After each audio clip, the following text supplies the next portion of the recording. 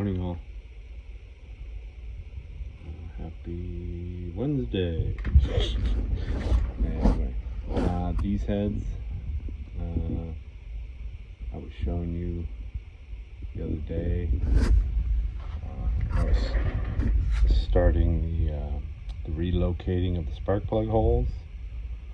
These are the 311 special chamber, all welded up, and they're 44 by 37. Had a little hiccup with them. There's nothing wrong with them. I made a wrong decision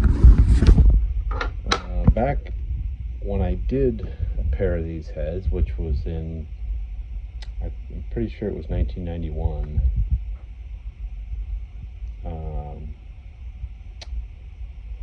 I had a different design Hemi cutter. This Hemi cutter, this cuts real deep for some reason. These are a lot taller now. It seems like they're just, scooping out a lot more material. The problem I had was this. I went ahead. Everything was going fine. The problem is, spark plug. It didn't. None of the threads were showing when I was finished with it, but just the end of the spark plug was popped out.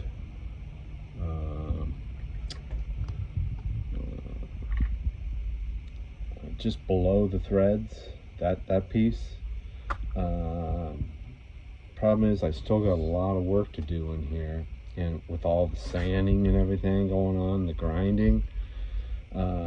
In the end, the threads would be exposed a little. Maybe one thread would be exposed, and I don't want that. So, also, what happened was this little nub right here, when I drilled and tapped it, this was catching on the drill and the tap. The threads look clean, but they just weren't up to my expectations, and I decided to start over. So I've only done one. So yeah, basically I went in, ground it all out. So now got to go in, weld it back up, no problem.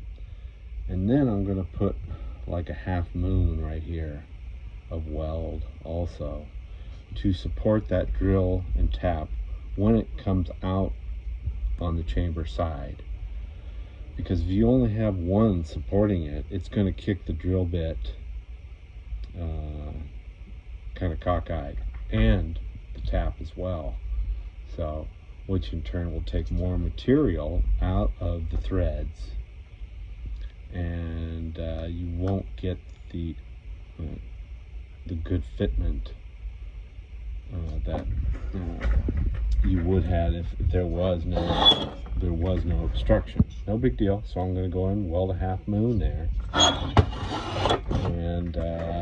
fill this back up and start over on it, and we'll be on our way again. So this chamber, it's going, well, these heads, they're going on a 2387. So that's let's see, 8694. Yeah, 2387.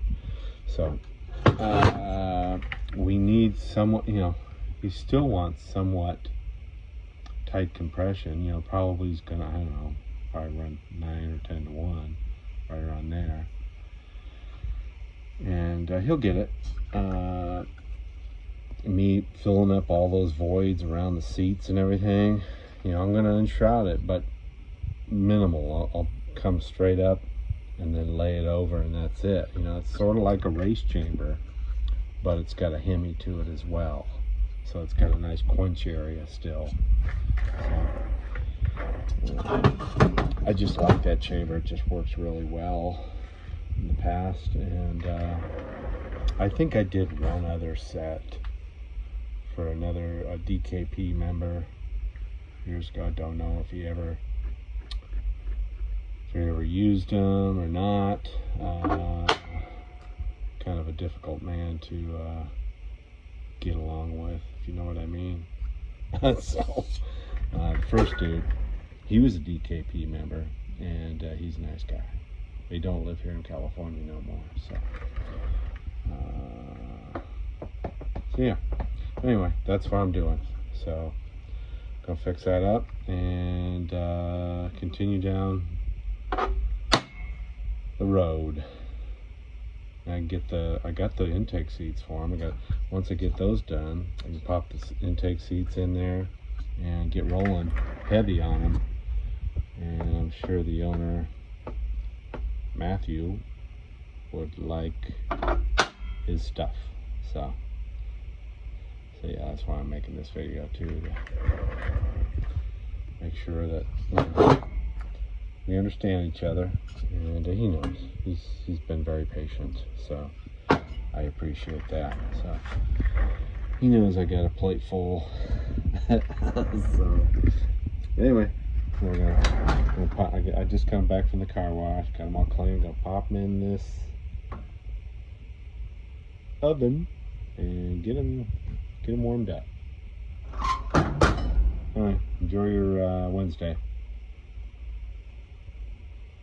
And thanks for watching. All right, take care. We'll see you in the next one. All right, bye-bye.